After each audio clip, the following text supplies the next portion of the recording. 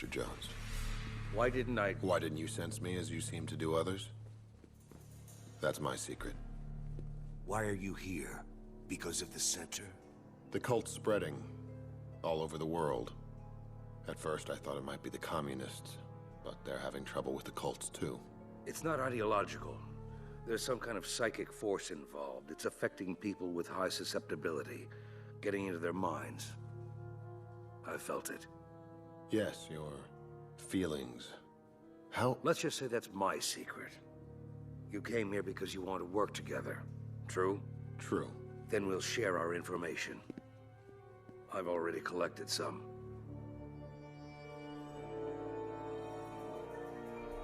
Newspaper clippings. You'll have to do better than that. And one other thing. I'm not sure what you are or where you come from, but my instincts tell me you're to be trusted. Make no mistake, though. I have a $70,000 sliver of radioactive meteor to stop the one from Metropolis. With you, all I need is a penny for a book of matches.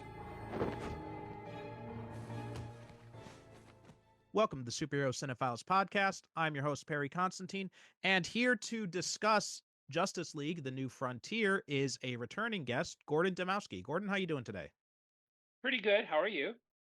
Doing good. It's been a while since we've had you on, so to give it kind of a refresher for everybody, why don't you tell people who you are, what you do, all that fun stuff. Okay. Well, I'm a new pulp author.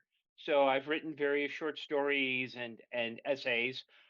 Most recently, I had an essay published in Outside In Regenerates, it's a collection of stories about classic Doctor Who episodes, and each one is more of a kind of humorous, kind of offbeat take on each story in the classic era.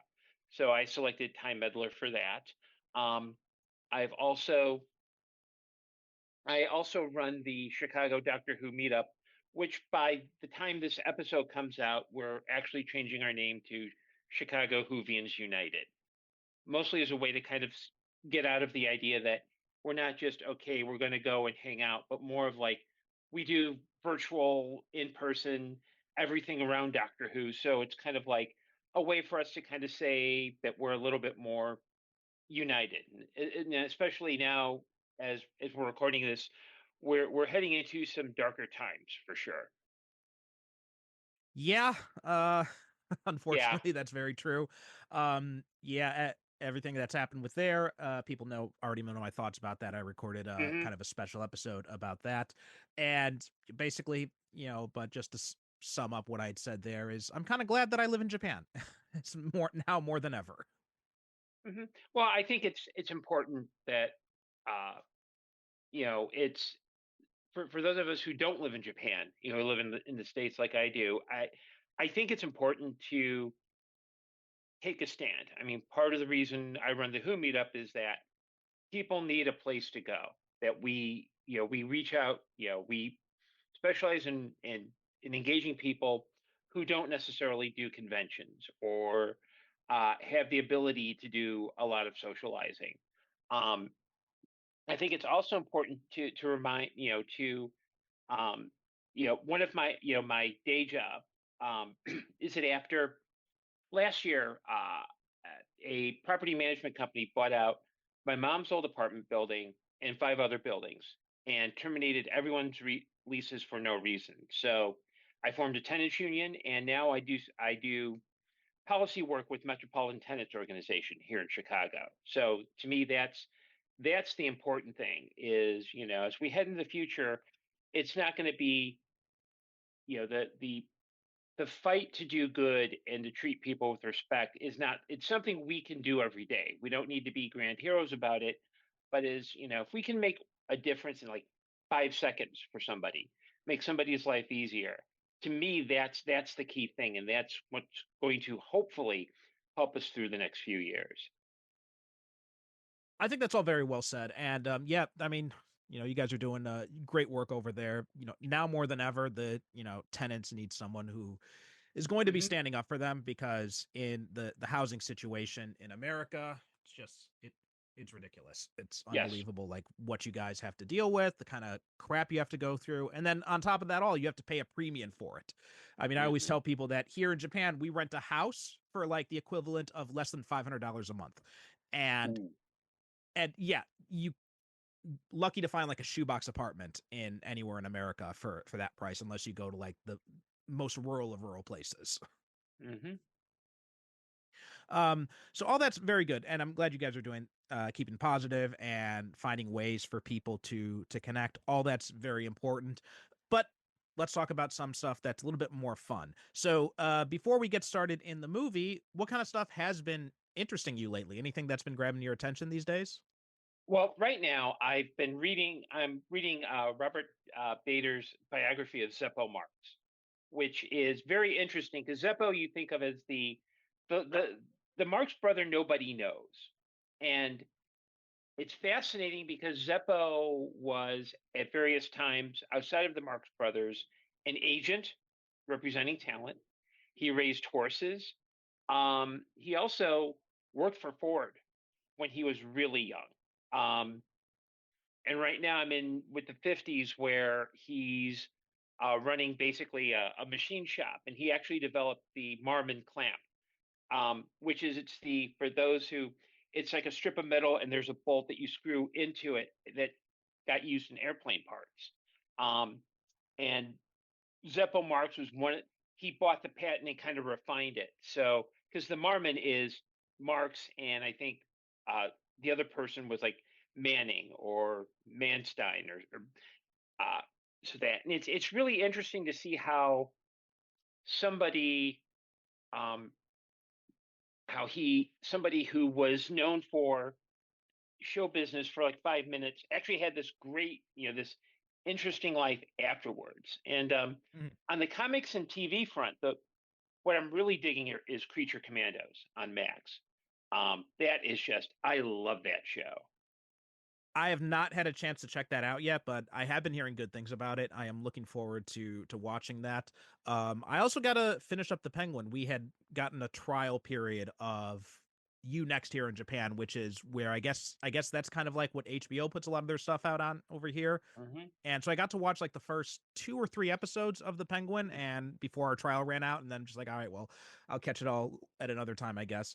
But I really enjoyed that too. But I'm really glad to hear that Creature Commandos is going good. I am very excited for what James Gunn has got in store for people. By the time you listen to this, I think it's going to be about February when this episode is dropping. But we are recording this in December, and we are apparently getting the Superman trailer soonish as kind of Hmm. the rumor. So um we'll see how that works out. Hopefully we get that soon. Yeah, I mean it's if Creature Commandos is anything to go by. I mean, first the fact that Gunn chose that as his first project, I think speaks volumes. And there's a real underlying um, even though Creature Commandos is a violent show. I mean, it's animated, but it is violent. There's a real kind of there's a humanity and an empathy and in his writing that after after he who shall not be named basically dropped the ball, pooped the bed, and missed the point. It's good to see that like Gunn has an idea. He has a very definite idea of where he wants to go, and I just want to see more of it. Yeah, I think one of the things that I love about Gunn is that, like you said, that humanity aspect, he's able to capture that so perfectly in his work. I mean, Guardians Volume 3, I was in tears by the time I got to the end Hmm. of that movie. And I saw it a few times. I was still in tears every single time I watched it. It was just, you know, beautifully well done in so many different ways. I never thought I would care as much and be so moved by a bunch of talking CGI animals as I was watching that movie. But my God, Hmm. he absolutely stuck the landing on that. And, Peacemaker too. That was a show that I wasn't expecting to be into. I was never really a big um John Cena fan. I know next to nothing about the character from the comics, so I wasn't very invested. And he was okay in the Suicide Squad. I'm like, all right, but I can't really see myself being interested in a whole TV show about this guy. And then when all the the positive reviews were coming out about it, I decided to go check it out, and I was hooked right away from like the Hmm. very first episode. And because because of the humanity he gives this character, and credit to John Cena too, because he absolutely nailed that part and proved that he's more than just a big action star. I mean, he's a legit actor too, as well. Yeah, I mean, yeah. Peacemaker surprised me because it's not a character I would think. Yeah, he deserves his own show. Or I figured with Cena they might have it could have easily gone into the big dumb hero who doesn't know what he's doing, but he happens to be of a certain political stripe. But I think they turned it into a really a really strong meditation on a guy trying to figure out who he is and trying to work his stuff out. And that I think that's key to Gunn's work is that he like this past Halloween I watched Slither, which is like Gunn's first, I think it's one of his first major non-trauma films. And there's a real I like how he um even though it is about it's alien invasion and everything else, there's a real sense of where he's going, and he makes his point very well. And he doesn't just deal with he doesn't do he can do shock for the sake of shock, but it's also in service of character and growth, and that's what I really like about his work. Yeah, I still have to watch Slither. I've had that for a while. It's been sitting on my Plex library. I have to get around and finally sit down and watch it one of these days. Um, I need more hours in the day though. Is the problem there. Mm-hmm. For my part, what I've been into lately is I am close to finishing up Gail Simone's Batgirl run, which Ooh. I've had the trades for a while, and I finally had some time, so I went back, I went through, and I started reading it, and I was never really much of a Batgirl, Barbara Gordon as Batgirl fan. I always preferred her as Oracle, so that kind of you know gave me kind of a hill to climb to begin with. But it's Gail Simone, love her work anyway, so I decided to Mhm. jump in and start reading it, and man, it's really solid stuff. I just got through like the second to last trade, and just like the way she handles all the different things that go on in there, everything I'm not going to spoil anything for a comic that's over 10 years old at this point, but still, it's a very well done story. The new ventriloquist she created was unbelievably creepy and unsettling, so it's a wonderful run that I'm close to finishing it, and I'm really loving it. Mhm. Yeah, that was a really good run. I mean, I was surprised when they brought that Batgirl back because it just seemed kind of like I know it was. I'm not sure if it was one of the first New 52, but it was around that time. It was part And of the New 52 relaunch. yeah, and it kind of like I read a little bit and kind of I wasn't really a Batgirl fan, but I was I'm always pleasantly surprised.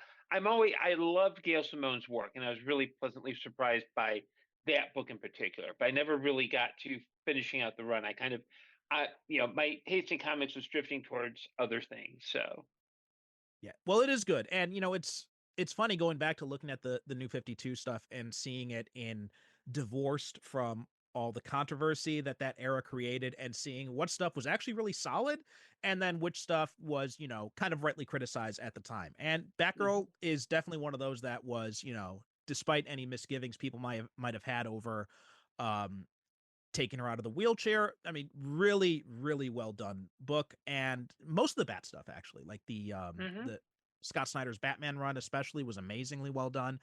Um, and I've been dipping in and out of some of the Superman stuff, just going back to the Truth arc at the end of that run, which was again really pretty good despite all the controversy surrounding it. And now that we have the absolute DC stuff, I think DC kind of realizes what their mistake was with the New 52 is, instead of making it rebooting the whole universe, they should have just made this like, oh, this is our ultimate universe from the start. And I think people would have responded a lot more positively to a lot of those books. Right. Yeah, I think it would have been more of a, oh, okay, yeah, here's this take that we have versus the more mainstream stuff. And I think by trying to do it all at once, it just felt like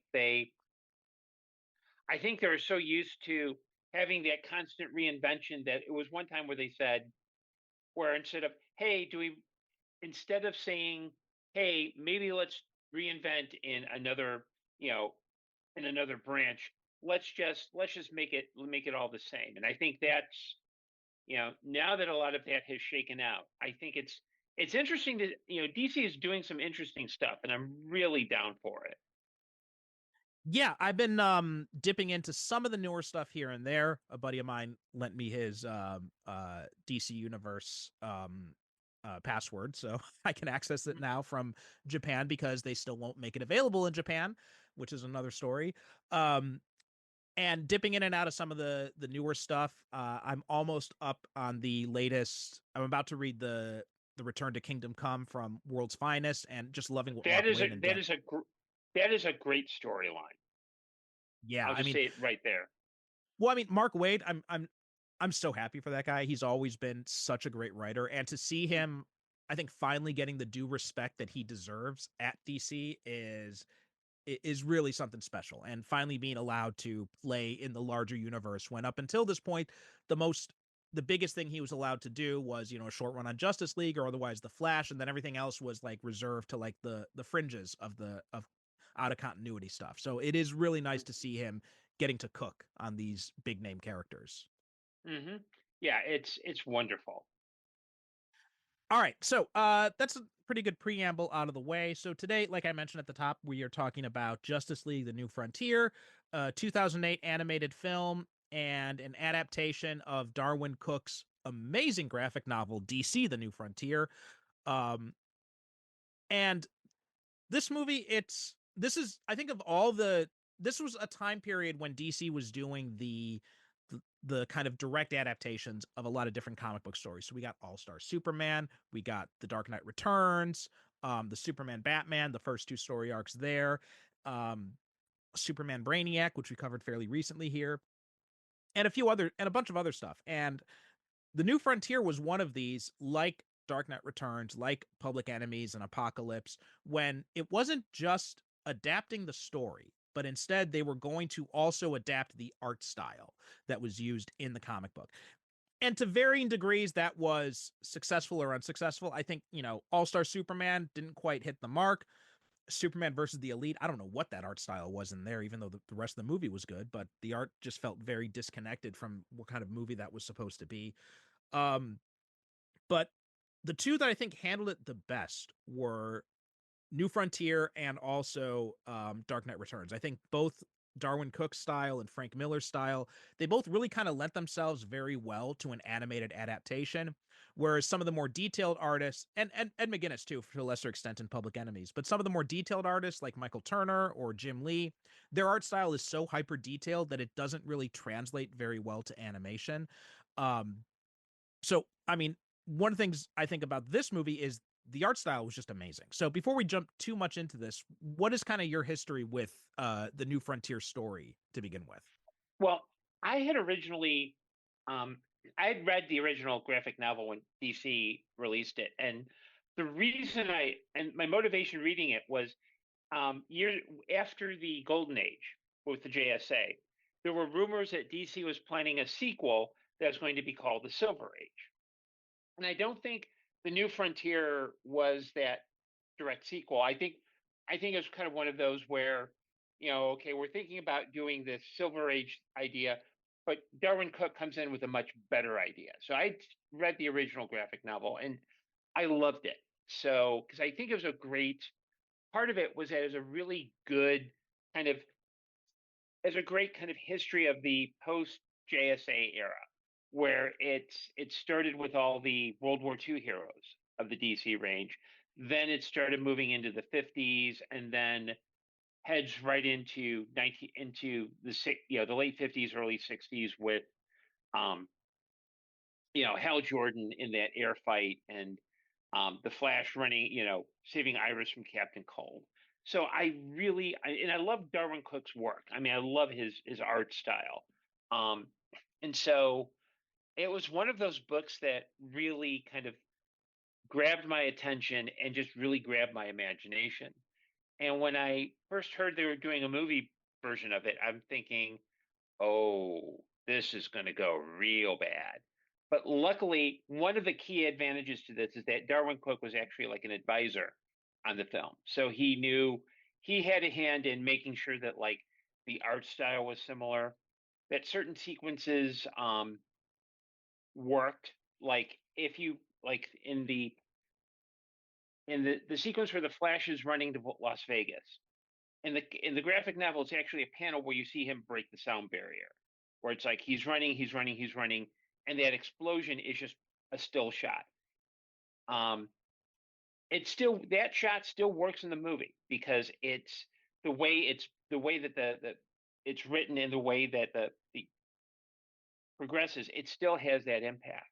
And I think New Frontier also seemed to have um, a kind of there is really a sense of hope in this book in the book, and I think the when I in rewatching the movie for this podcast, it struck me that this is kind of like the right stuff, but with superheroes, Hmm. where it's about how these this you know how these how the you know these are people who are overcoming their um they're walking into becoming legends versus being legends right out of the box, if that makes sense. And Hmm. it's I think there's a real and the fact that there's like a central mystery around it and a central threat kind of helps bring them all together at the end. But it's I think this is I would definitely say this is in my top five of DC's animated films. It might even be my favorite animated DC animated film of all time. It would not be my favorite. It's up there definitely, and but I think one of the problems I had when I was rewatching this last night is I feel like it's too short. Is kind of the big complaint I have about it. Like what is there is very good, but the graphic novel is a lot bigger in scope. So I really kind of feel like, especially now that they're doing these 2 and 3 parters, I really feel like Justice League New Frontier would have been better served if it was like a 2-parter or maybe even a 3-parter. I mean, it certainly would have been better served than, the Crisis adaptation was, which, didn't feel like it needed to be 3 parts. um so I think that's kind of the biggest thing I came to in this is that, I feel like there's a lot of good stuff here, but there's so much other stuff that was just left on the page. And it does feel like it is a little bit lacking when you compare it to the graphic novel. So I think I go back to, I think my favorite still is The Dark Knight Returns. I think that one was, I think it did a great job of adapting the story. It had all the major beats in there. And in some cases, they even cleared up some stuff that was a problem in the original one, like the whole, you know, does Batman shoot the gang member scene, which everybody reads, misreads all the time. And to their in their defense, that scene is very vague in the comic book too. So you have to kind of like dig into the story to really realize, oh no, he didn't. But in the movie, it makes it very clear, no, he didn't kill the guy, and here's what actually happened. So I almost prefer it to the Dark Knight Returns comic for that reason. And so when I look at this, like I can't remember if I saw this first or if I read the book first. I think I saw the movie first, and I liked it a lot more the first time I saw it. And then after I read the book, then I went back and I rewatched the movie, and I felt like, it did feel like it wasn't giving me the full New Frontier experience. Yeah, I can see that. I think with the I think I wonder if part of it, may have been that at the time, because was made in like 2009, like the late 2008. 2000s. Yeah, 2008. I'm not sure if they would have had the um if they would have had the mentality to they would have thought to okay, maybe let's take this big story and do it across 2 or 3 movies.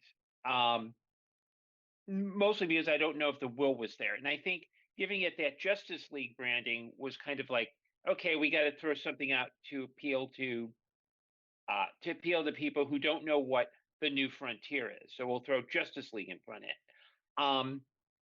I also um, I also think part of it might have just been if you look at it's kind of one of those issues of okay, I can see where like they cut like the whole I think most of the first issue, which is I think focused on the World War II characters, which I understand why you might think to do that, because you could probably, that intro sequence about, with Keith David as the center kind of makes a little bit more sense, makes a lot more sense to just get to the point. But when you look at, there's a whole plot line involving um, it's the ancestor of John Henry Irons, who essentially becomes a hooded hero who I think calls himself John Henry, Yeah, and his who name is is, something else. yeah, his name is something else, but he calls himself John Henry. And I mean, he ends up being, I think he ends up being, I'm not sure if it's lynched or they burn his house down, but he meets a negative end because and in the book it makes sense because it's like, okay, you've got all these white heroes. There's somebody defending, you know, uh, handling racism in the South, and he doesn't necessarily meet a glorious end because there's a there's a there is in the ending uh, montage over over the Kennedy speech where you see a little kid reading about a hero, and it says, like, I think John Irons, aka John Henry, Yeah, and you yeah. kind of wonder, where does that come in the book? I know it from the book, but it's like, if you're watching this, it's like, where is this coming from? Mhm. And I think that uh, so I can see I can see where, and I agree with you. I mean, I like it, but it does feel way too short. It feels like it should be Mhm. at least like 90 minutes to 2 hours because it should be epic. It should feel like you're really watching everything kind of slowly come together. Right. Yeah, the runtime on this is 75 minutes exactly, which was the standard runtime for pretty much all these animated movies up until you got to Dark Knight Returns, and I think that's when they started allowing the two parts. And I don't know this for certain, but I think, and when we talked about All-Star Superman a while back, my guest there, Bernie, he said that his theory was that because these were being aired on Cartoon Network at the time, like as part of Adult Swim, and so the 75-minute time frame might be because it was easy to break it up for those Cartoon Network blocks that they were in, which could very well be the case with this as well. But overall, and I'm not sure, like, because whether it's that reason or if it's just budgetary or what the case is, but whatever the case is, I really feel like DC or Warner Brothers Animation, I should say, doesn't okay, yes, I'm seeing right now it was broadcast on Adult Swim. So I think that is Hmm. exactly why it was done this way. Uh and I feel like that's I wish they still would have made it like an extra film then, like made a part one and part two, because the John Henry stuff is completely absent, and that was I remember being like reading that story, that was one of the things that stuck out to me the most about that. And then not getting anything with the World War II heroes, the Golden Age heroes, I think it, if you're keyed into DC continuity to some extent, and about the Justice Society and all that, and about the McCarthy era stories and all that they did, um, then when Superman says that to Diana in Korea, and he says, the Justice Society was disbanded, Batman's a vigilante, and all of that. If you're a comic fan, you fill in those gaps yourself. You know what he's talking about. But if you're not a comic book fan, if you don't know anything about the Justice Society, then I feel like you are being disserved by not getting the full brunt of that story there. Yeah, and you're also really minimizing the threat for the golden the silver age heroes, because like at Flash at one point, in the point where he stepped the TV station, says, hey, look, I quit, I'm just trying to help people. Like, in the comic it makes sense that, okay, because the Justice Society was brought up before FUAC or McCarthy or their fictional equivalent, and they said, hey, take off your mask, admit who you are, name names, and they're like, oh, screw you. And here, that has an actual threat, because even going into the late 50s, early 60s, it might not have been an overt direct threat, but there was still that kind of very heavy anti-communist sentiment. um, I also think that when you um, I'm also trying to remember from the graphic novel. I don't remember Our Man dying. I know that they had him kind of go off and do like go rogue essentially, but I don't remember him dying. But it makes sense that they would include that because I think that line was in the graphic novel, but I don't remember that actually happening. But It's it's been years since I've read the graphic novel, so I can't recall. I'm definitely overdue for a reread of it, though. mhm. I think I will too because it's but I think that I mean there are some really good things on it. 5 words: Lucy Lawless is Wonder Woman. Full stop. Yes, I mean that the that's one of the things I wanted to mention is the voice cast in this is very well done. So just going down the list here, I mean David Boreanaz as Hal Jordan was a great pick. You got Hmm. Neil Patrick Harris as the Flash. I think he was better served as Nightwing in Under the Red Hood, but he's very good here as well. Um, Miguel Ferrer as Martian Manhunter. Jeremy Sisto. I think Jeremy Sisto does an excellent job as Batman Oh, as well. Like definitely. the kind of voice he brings to it. Um, and then you got Kira Sedgwick doing a great job as Lois Lane, and Kyle MacLachlan as Superman too. So there is Hmm. a lot of really good voice talent in this, and yeah. So I want to touch on the McCarthy stuff especially because I feel like the more get we get away from the McCarthy era, I don't think people really understand the gravity of what was happening at that time. And especially because now we're going into an era where a lot of this stuff is kind of coming back again. The comic did a great job of establishing the McCarthy era threat and why it was such a threat. And I feel like the movie just kind of glosses over that a little bit because it's trying to just get to the main story about the center. Yeah, it's. I also think too is trying to hype up the positivity of the '60s versus the negativity of the '50s. But you need that shade. You need the okay. Things are going down on one level, and as things go down, you need to establish that there is hope. So when I mean, even though you established that Hal Jordan, you know, killed someone after working hard not to. Barry Allen is new at this, and he has no idea what he's doing. Batman scares the hell out of a kid he's trying to rescue. Superman is basically an agent of the state, and he may be a reluctant agent of the state, but it's um, he's still kind of doing the government's dirty work. Wonder Woman's the only person who's telling him, there's the door, spaceman, which is a great line. And I think the movie it really does the whole okay, yeah, it's where the optimism's coming through, but I do think without that context, it kind of feels like um, it really feels like it's all about if this were live action, it you could easily accuse it of being like a really poor riff on Mad Men, where it focuses on the aesthetic, but when you look at the actual characters in Mad Men, they're all like really messed up. Um, and here, without that kind of, you don't need to wallow in negativity, but you need to establish that, yeah, we're coming out of a time where, you know, they're coming out of a time, it's right after the war.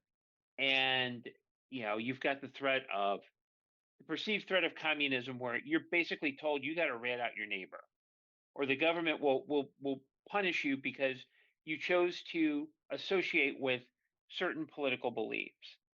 Um, I do think that that part was very poorly underserved. I mean, I like the fact that okay, the first like 5 minutes kind of give you a good summary of what's going on, and that intro sequence really that Saul Bass intro sequence does a good job.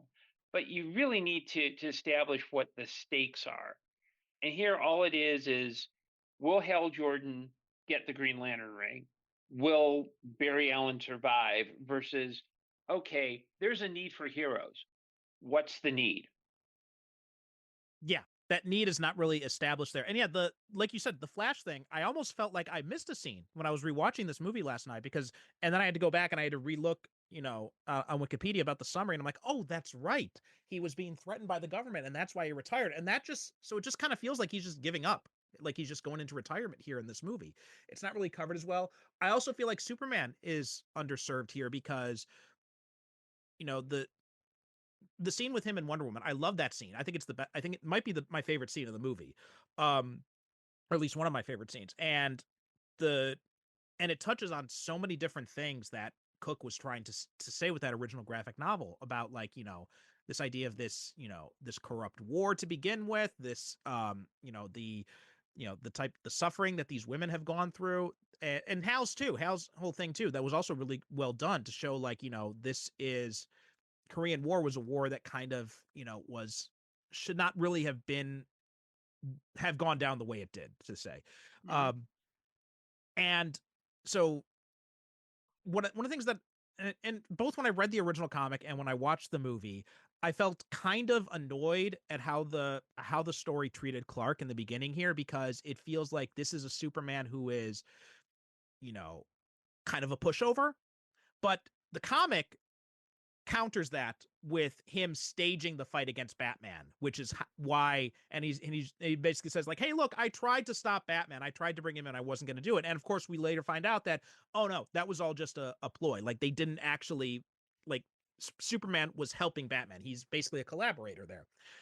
And that gave me a little bit more respect for what Cook was doing, because he's at least acknowledging the fact that, yes, Superman did go from this social justice crusader in the Golden Age to becoming like kind of an establishment figure in the Silver Age, and we're going to explain kind of how that happened. The movie doesn't do that, so he just comes off as, kind of a collaborator for the state the entire time. Right, and even at the end where he claps his hands and causes a little shockwave, in the book it really is about, you've got all these different kind of factions arguing with each other, because it's like, okay, you've got the government saying we don't trust you, and you've got all these heroes who are like, okay, we need to fight that, but how do we do it? Um, and it's Superman actually becoming the leader that he was destined to be. Um, while in the movie it just becomes kind of it's like okay, he's a leader because he was able to get everyone to pay attention, versus really uniting people and focusing on fighting the menace. Yeah. Yeah, I don't get that sense at all here that he's got those leadership chops. And I want to. There's something else I want to comment about that, but we're going to take a quick break and then we'll be right back. Since you're listening to this show, I already know you love watching superhero movies and TV shows, and you just might enjoy superhero comics. But how about superhero novels? I'm giving away 2 free superhero novels and 1 free superhero short story. Visit percivalconstantine.com/SCP to get access to Vanguard, Heroes Forged, the first novel in my own Avengers and X-Men inspired superhero novel series, and Ronin Born, my cyberpunk superhero novel set in a futuristic Japan. I'm also throwing in Fire and Lightning, a free prequel story to my new Power Rangers inspired superhero series Omega Knights. So visit percivalconstantine.com/SCP, those are just the letters SCP, to get started, or click on the link in the show notes. And now, on with the show. Okay, and we're back. And just before the break, we were talking about Superman's leadership style here. And I do feel like the movie just kind of takes it for granted that Superman's the leader because Superman's always the leader. Whereas in the comic, like you were saying, it makes you feel the reason why he is the natural leader. And the movie just doesn't really do that in the same way, I'm afraid. Yeah, I mean, it's I think that with the film, I mean, obviously they had to, because they had a reduced runtime, they had to cut a lot of stuff out. But and I know they integrated some of Cook's art into the actual narrative, but the way it's, yeah, with Superman, he's very underserved in this.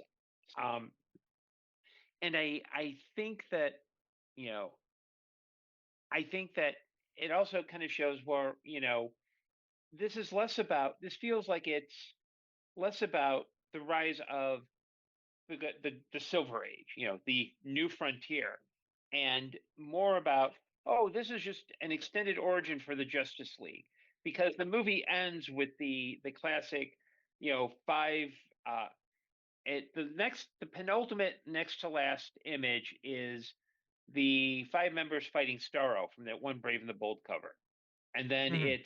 the end is 5 of them standing with the JLA banner in their background versus I don't think I think the graphic novel may have ended on that shot with Starro because that's the power shot. It's not the whole point of the whole New Frontier is it's about a new age that's coming. I mean, I remember there was when the graphic novel came out, there's a big controversy because people were asking, what are Black Canary and Supergirl doing in the Teen Titans? Yeah, I Um, noticed that too.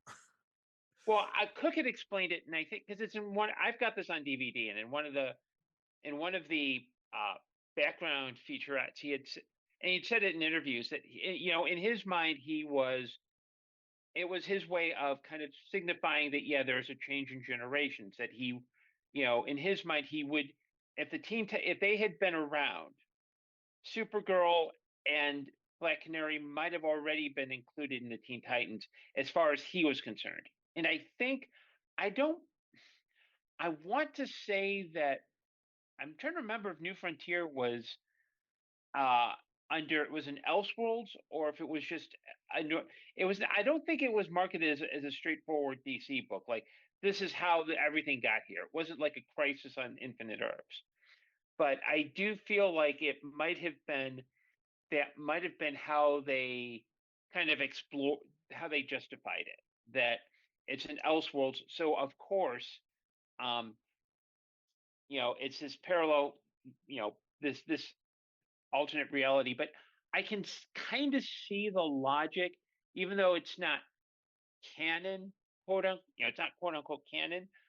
I think it's an interesting idea, but I think it's also tough too because with it's I think when you're trying to do that kind of huge scope, how do you end, you know, if you're going to end a story of such scope with the idea that this is basically the universe is expanding, you know, the we're entering into new territory. What you want to do is you want to make it as big and as just out there as possible because I know that I mean even the cover and one of the end sequences is where they're all running towards the right was actually like the major panel, one of the major panels in the book. So I think the movie is trying to be as expansive as possible. I mean it's a great idea to think that like okay, um, in a perfect world, all the young heroes that came out in the '60s would have been a part of the same team. Um, but it does feel like an out of nowhere. When you approach it, blindly. When you approach it like not knowing anything, not knowing the background, it does strike you as odd. It's like, well, why is she there?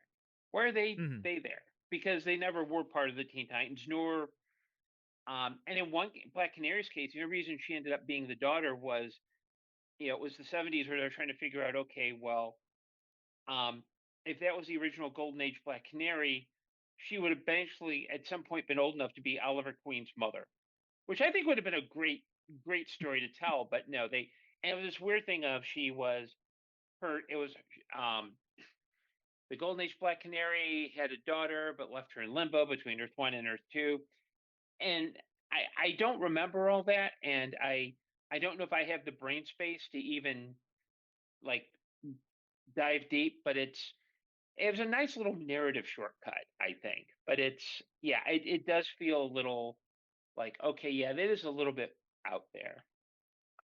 I thought Supergirl, I thought made at least a kind of sense because she is a younger hero. She's the same Mm, age as Robin the other Titan. So I mm, understood. So that's how I, you know, reconciled her. But Black Canary felt very off because she's always been depicted as being a contemporary of like that Silver Age generation. So even if you're going with Superman, Batman, and Wonder Woman are the same ones from the Golden Age, then you still have, Hal Jordan and Barry Allen, who are, would be about the same age as would be, adults here. So Mhm. yeah, that definitely threw me off. I mean, that's a interesting point. That why Cook did that. And I don't want to criticize a master, especially after he's passed on, sadly. But I guess that's one of those things that I probably would say, like, I don't quite see your logic there.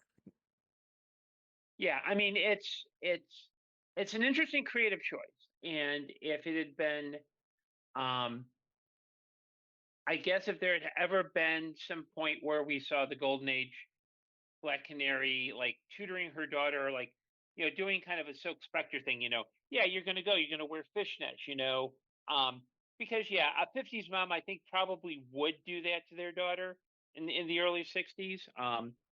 Yeah, and there's going to be plenty of comments on this podcast, folks. I could see that, and that could justify it, but that's a huge leap in logic. I mean, Mhm. so I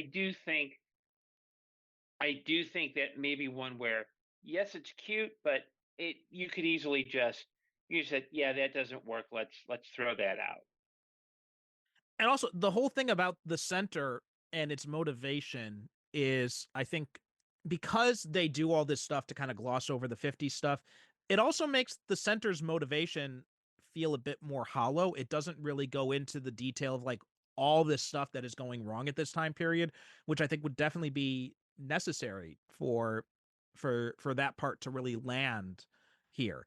And it doesn't feel like it really lands as well as I would have liked.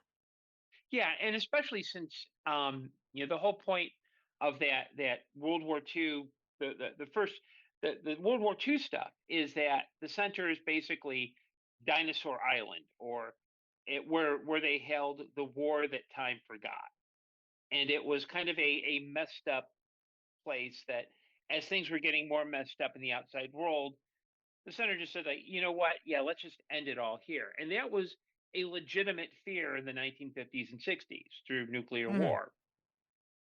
Now it just feels like, oh, okay, it's scary island that creates monsters. And I see why you want to have more of an abstract threat, like it's a creature that's lived forever. And the question I have thinking about it, why would Ab and Sur know about the center? Mhm. Well, also, I You I felt like as much as great as it was having Keith David's voice in there and that opening narration, it did feel a bit info dumpy as well. Whereas in the story, at least if from my memory and from what I'm reading here in this summary, it felt a lot more integrated into the story about the explanation of what the center is and why it's doing this. Here, it just feels kind of like, well, we've only got 75 minutes, so let's just have Keith David narrate the whole thing. Well, yeah, because it's the kickoff is when when the writer of the children's book, you actually see what he's writing, and it's if I remember the graphic novel correctly, it's he's having these visions where he's realizing that the center is talking through him, and then that's when he says, "Oh, okay, this is serious. I can't deal with this," and then he shoots himself Hmm. because I think that's one of the things that kicks off um, the whole story. And here it's just treated as, oh, okay, yeah, I've written all this down, I've got it down. Okay, it's basically okay. He's the guy we need to know that yeah somebody wrote this down, so we have it in the book so that he shoots himself. He's a plot device. He's not a Yeah. character. Yeah. Yeah, and I do feel like the narrative suffered a little bit because of that. Um but also too the fact that we don't go into, because we don't see those golden age heroes, because we don't have the scene like when um because in the comic we see the scene when Barry transforms into the Flash. We don't see that here. We open on Barry and he's already the Flash.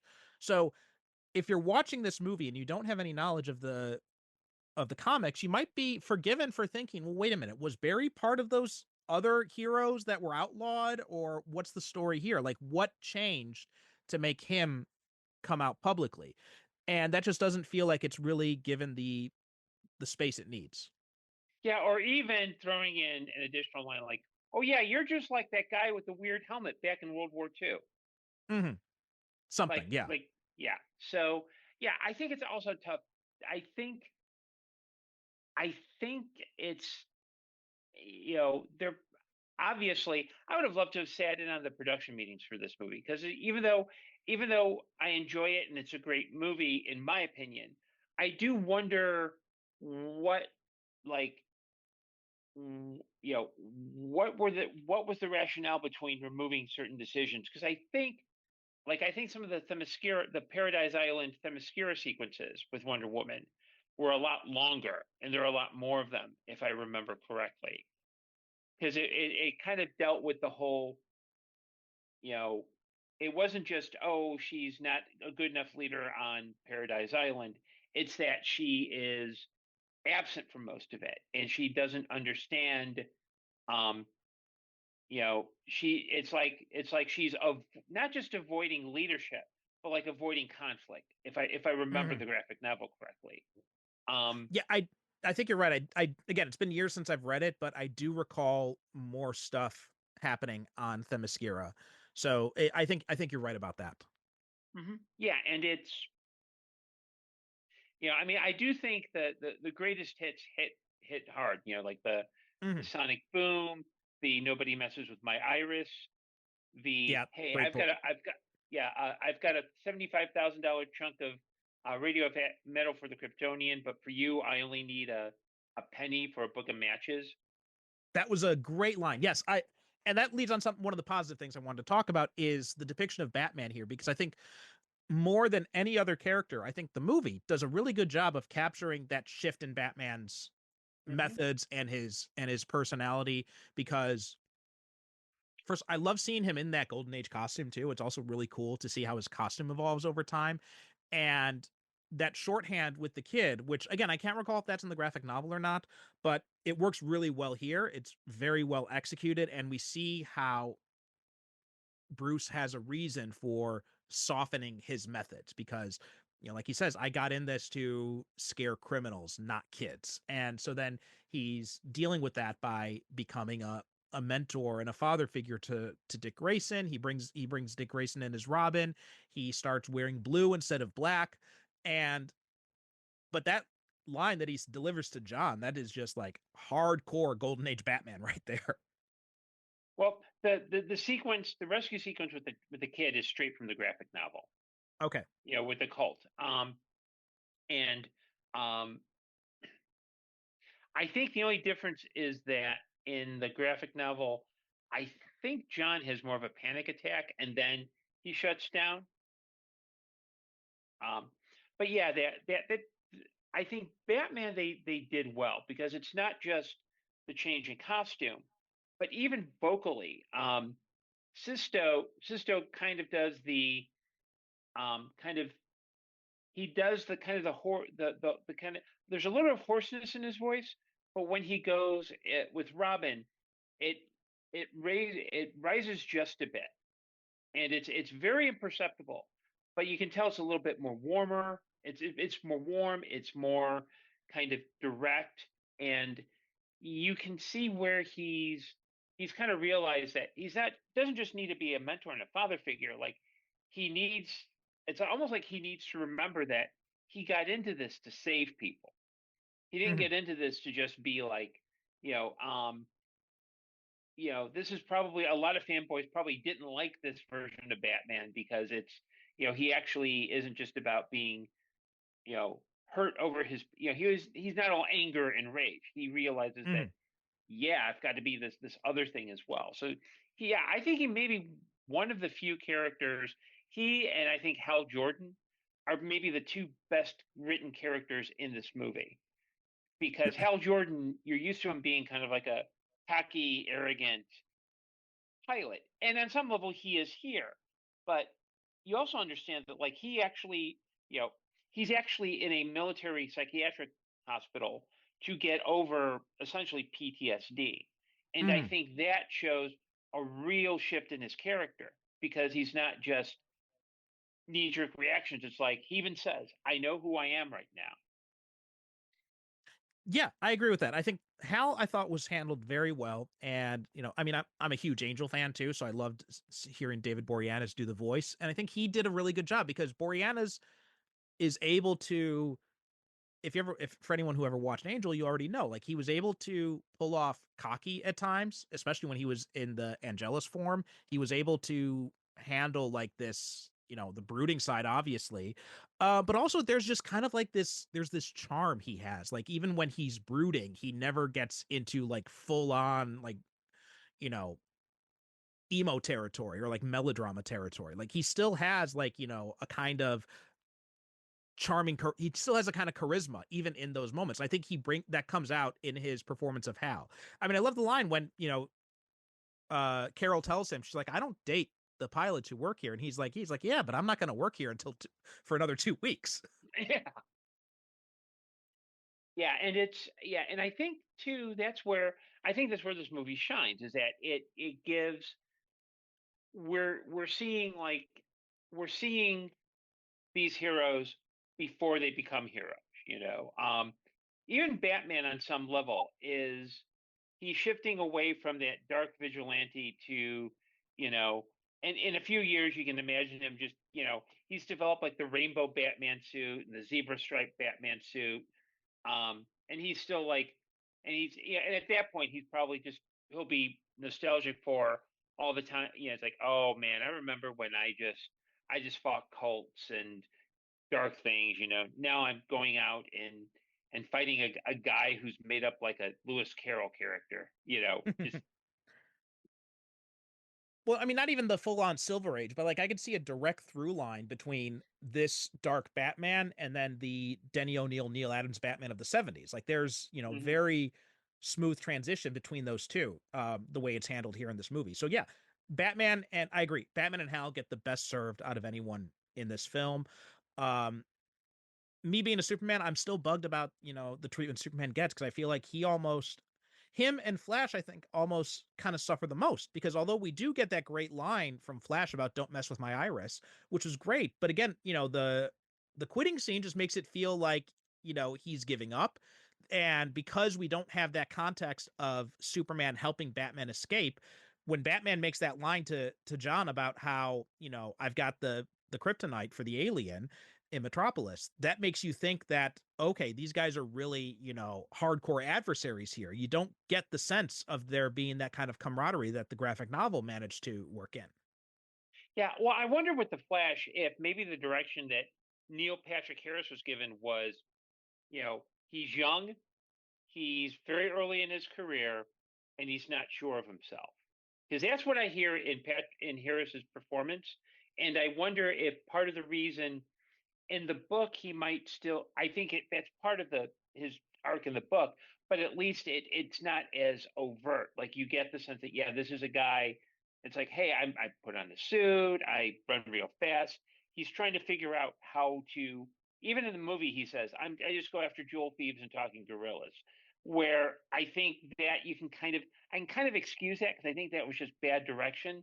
But yeah, McLaughlin's Superman to me just sounds like they said, "You're Superman, go with it." Because I think he's trying to do a Superman who's morally conflicted. I don't necessarily hear it all the time, but I think um, I wonder how much of it is. I think a lot of it is the script, and I think part of it might just be the direction. Because I think, um, like, if Sister was told you're doing Batman, he's thinking, "Oh, okay, I got to vacillate between Christian Bale and Adam West," and he does a really good job of that. Mm-hmm. Lucy Lawless is Wonder Woman. I know in one of the DVD extras, like she was actually, as she was doing some of her dialogue, she was actually physically moving. So it's like the one fight scene she's doing, she's actually doing this as she's speaking her dialogue, which is really cool. Um, I think that with some of the other, I'm sure that with like, John Jones, Miguel Ferrer, I was like, oh, okay, noir guy, he's alien. I got this because his vocal performance is really good because he vacillates between, um, in a good way, between kind of that kind of hardcore noir, but also that kind of, when he's asked, oh, you're dating a fortune teller, and he's like, oh yeah, yeah, that's it. Um, but yeah, I do wonder how much of it was the direction they got as well in terms, because the script like is kind of the greatest hits of New Frontier if you think about it, Mm. just the story beats, um, and because of, I mean, the voice work's good, but I think I can tell where maybe some of the actors were told you need to do more. You need to, Mm. here's where you go. And, like Kyle and Jeremy were just told, you're Superman, you're Batman.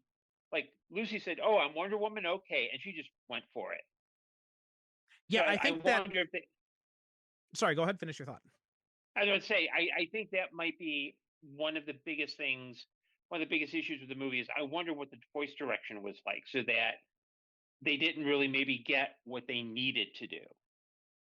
No, I definitely agree with that, and I think too, where when it comes to like, because even though this story is essentially Hal's story, he is basically the main character of this story. Um, I think the fact that Batman is given so much care and attention is really uh symptomatic of, kind of WB's ideas at the time towards these characters, where it was like, Batman is the crown jewel of the DC universe, so we have to make sure that we treat his character with, we have to make sure we really nail how his character is handled in this. And I think you see that in these a lot of these different movies. Like, first off, they just the choice of titles that they did is very Batman heavy. But then when you look at the individual movies too, it really feels like in in all of them, not just this one, like the care and attention they give to Batman felt like it was very much a priority, even in these ensemble movies. Whereas when it comes to other characters like Superman or the Flash, there was less attention paid to that. Hmm. Yeah, I can see that. And I think too, a lot of it might have just been. I think a lot of it is also just the actor involved. I mean, Neil Patrick Harris. Maybe this was a phoned-in performance, but you can't tell it was a phoned-in performance. Whereas with McLaughlin, I think you could make the argument that yeah, maybe it was, but yeah, and especially I'm also really intrigued because Sisto, you would think that he does such a good job here, you'd want to maybe plug him into another project. You know what I mean? And I don't know if it was an issue of schedule or not because I know at this point within I think a year or two, I don't know if he was already on the cast of Law and Order or if he started immediately after this. But I'm wondering why they never just picked him up to do like even some random, even like a guest shot on Batman the Brave and the Bold, have Mm-hmm. he and Diedrich Bader do different versions, But it does feel like a little I think by choosing Justice League over DC: The New Frontier, and now that you're talking about like maybe making how they may have made Batman the crown jewel, I can see where the movie kind of did some of its characters a little dirty, if that makes Mm-hmm. sense. Yeah, I mean, like, and I know I'm kind of like ragging on this movie a little bit. I don't want to make it sound like this movie is worthless and I hate it. I actually do like a lot of it, and like you said, it is the greatest hits of the New Frontier. That is basically what it is. Um, uh, and that's fine if you're doing something like Hush is basically the reason why I think so many people recommend Hush as like a story to give to new comic fans is because it's basically Batman's greatest hits. You got all his villains pop up in there. You get a bit of the Superman Batman dynamic. You get the Bat Family dynamic. You get the Catwoman dynamic. So it's a nice, useful shorthand for someone who's just getting into comics. Um, and you can do that, a greatest hits thing with something like Hush. But with New Frontier, I feel like the larger story is so much more interesting than the greatest hits parts. Mhm. Yeah, I mean, this would be one of those movies where I kind of wish DC. And I just listened to your Crisis on Infinite Earth stuff podcast, so I kind of know that they're ending one phase of what they've been doing. But it would be nice to revisit this and do a 2 or 3 part version where maybe your part one is the 1950s, part two is the lead up to the big boss fight with the center, and then part three is your big boss fight with the center, where Mm-hmm. you can really do the material well. um, I think you could pretty much get you'd probably have to. I'm sure most of the cast you could get back, or you could, or you need to make strategic recasting. Like Miguel Ferrer's no longer around, so you can't have Hmm. him do that. But and Neil Patrick Harris might be a little hard to get simply because he's just a busy guy. But Hmm. I could easily see getting the same cast um, and just going for it. Because I think this is one of those graphic novels that I think giving it the multi-chapter treatment would really give it a lot more depth, and you'd get a lot more. Include the John Henry arc, which you get a really a nice grounding of it. So you're not getting Hmm. this. I mean, you'll still have the original, but you can get give it the treatment for reserves, because the New Frontier is it's a very detailed and very rich graphic novel, and Hmm. I think it really deserves more respect. This isn't a. I Yeah. love this movie, but I'd rather have. It's kind of like I liken it to the Replacements album 10. I love that album for years, even though it has that really harsh '80s sound.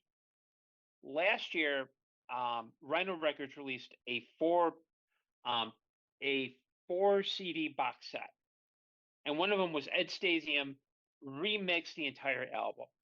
And in remixing it, it's just you hear a lot more, and it's actually a much more pleasure. It's a more pleasurable listening experience. And I think with the New Frontier, giving it the full 6 hour treatment would really, I think it would be really worth it, because I think the novel is really worth it. Yes, yes, I agree with that. I am going to cut them a little bit of slack here because I had thought my memory of this was that maybe it's just because when I watched this movie, but because I watched it, later than some of the other ones. But my memory of this was I thought this was later into these DC original animated movies, but this was the second one. This came right after Superman Doomsday, and so when you look at it in that context, I mean, I'm willing to cut them a little bit more slack here because Superman Doomsday was kind of a disaster. Mm-hmm. And then we had a New Frontier we had here, and then after that we had Gotham Knight, which didn't really do a whole lot for me, and that was trying to tie into the Dark Knight trilogy. Um, I never saw Wonder Woman or Green Lantern First Flight; those came out after this, and then it wasn't until the sixth movie that we got Superman, Batman, Public Enemies, which I thought was a great adaptation. Um, and we go on to Crisis on Two Earths, which I think we had you on to talk about last time you were here, or one of the Mm-hmm. last times you were here, and then Under the Red Hood. And so it feels like when you look at it in that context, I feel like they didn't really quite hit their stride. Superman, Batman, Public Enemies felt like a bit of an outlier compared to some of these other ones, and then I don't think it was until Under the Red Hood that they really kind of hit their stride, and they were really kind of cooking at that point. And then the ones that came after that, then we got Apocalypse, we got All Star Superman, Year One, Batman Year One, Justice League Doom, which was my favorite of all the Justice League ones, Superman versus the Elite, and The Dark Knight Returns, which again I feel is like the strongest one. And then from there, then we got Unbound, and then things started to slide a little bit, and then we get into the the New 52 style shared universe stuff. Mm-hmm. So putting this movie in that context, I think they actually I'm giving them a bit more slack now compared based on, the context of what we had at that point. Yeah, because I didn't realize it had only been like their second effort. You would think that you'd want to stick with like Superman, Batman for a bit, and then leap off into doing more of a group thing. Um, and I mean, it is good for its time, but I think they also, but Superman Doomsday, I know they did like, I don't think they remade it, but I know they did like they did They the did, Death of yeah. Superman.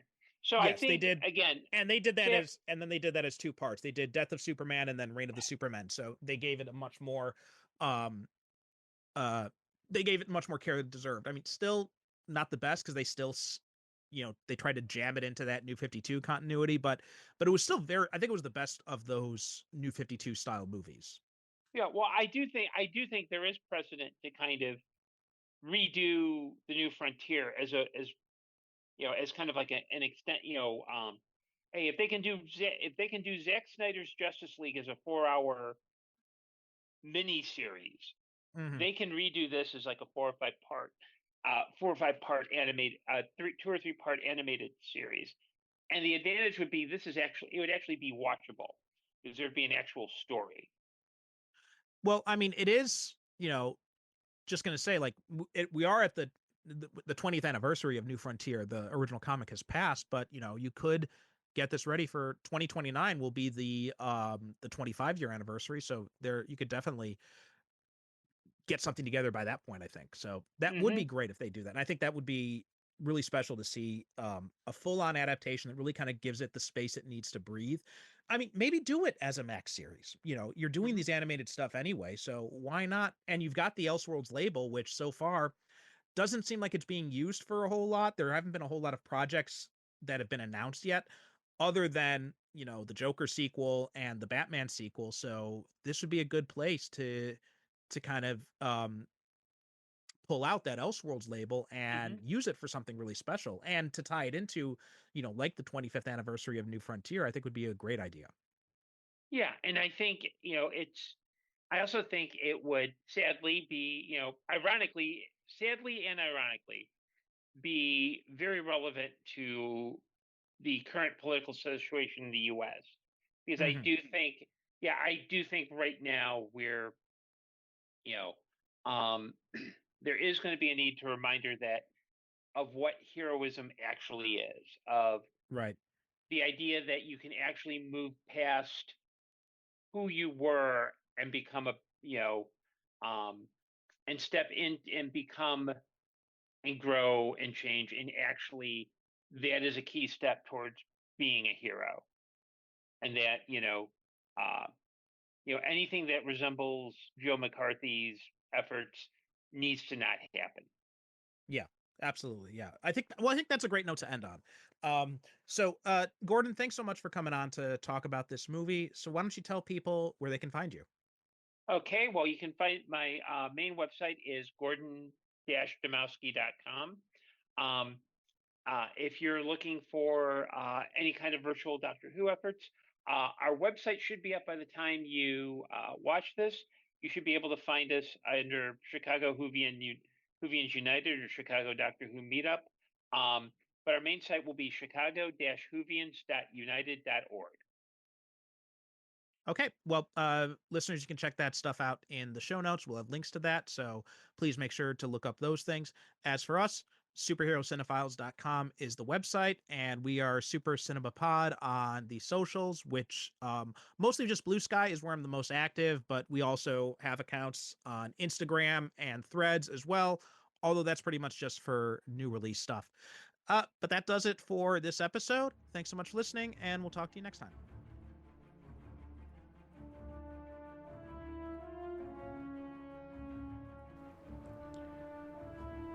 Thanks for listening to the Superhero Cinephiles podcast. Superhero Cinephiles is produced by me, Percival Constantine. The show is created by myself and the late great Derek Ferguson, our host emeritus. Visit us on the web at superherocinephiles.com to listen to past episodes or find out how you can be a guest yourself. Support the show by visiting our advertiser links or click the Buy Me a Coffee link on the website to make a one-time donation. We are Super Cinema Pod on both Instagram and Blue Sky, so please be sure to follow us. We'd also appreciate it if you could rate and review the show on Apple Podcasts and share us with your friends.